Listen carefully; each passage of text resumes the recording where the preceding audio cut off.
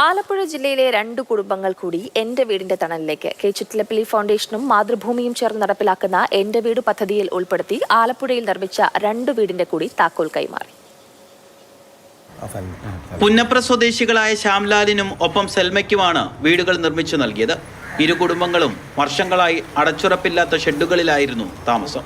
2 വീടുകളുടെയും താക്കോൽ പുന്നപ്ര വടക്ക് ഗ്രാമപഞ്ചായത്ത് പ്രസിഡന്റ് സജിത സതീശൻ കൈമാറി.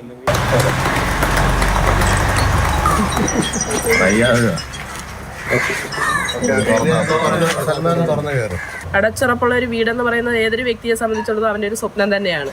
ചില സാഹചര്യത്തിൽ അതിന് ചില തടസ്സങ്ങൾ നേരിടും. അതായത് കൂട്ടുകുടുംബമായി താമസിക്കുകയോ അച്ഛനോ അമ്മയുടെ പേരിലോ അല്ലെ മറ്റ് അവകാശികളോ ഒക്കെ ഉള്ളപ്പോൾ അവർക്ക് കൃത്യമായി ഇതിൻ്റെ ഭൂമിയുടെ രേഖ നമുക്ക് ഹാജരാക്കാൻ പറ്റാത്ത ഒരു സാഹചര്യത്തിലാണ് ഇതുപോലെയുള്ള സംഘടനകൾ അവർക്ക് സഹായഹസ്തവുമായി വരുന്നത്.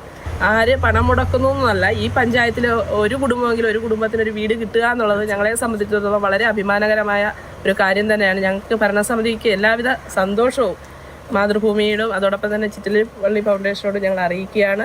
കെ ചിറ്റിലപ്പള്ളി ഫൗണ്ടേഷനും മാതൃഭൂമിയും ചേർന്ന് നടപ്പിലാക്കുന്ന എന്റെ വീട് പദ്ധതിയിൽ ഉൾപ്പെടുത്തി ആലപ്പുഴ ജില്ലയിൽ മാത്രം 67 വീടുകൾ നിർമ്മിച്ചു നൽകി.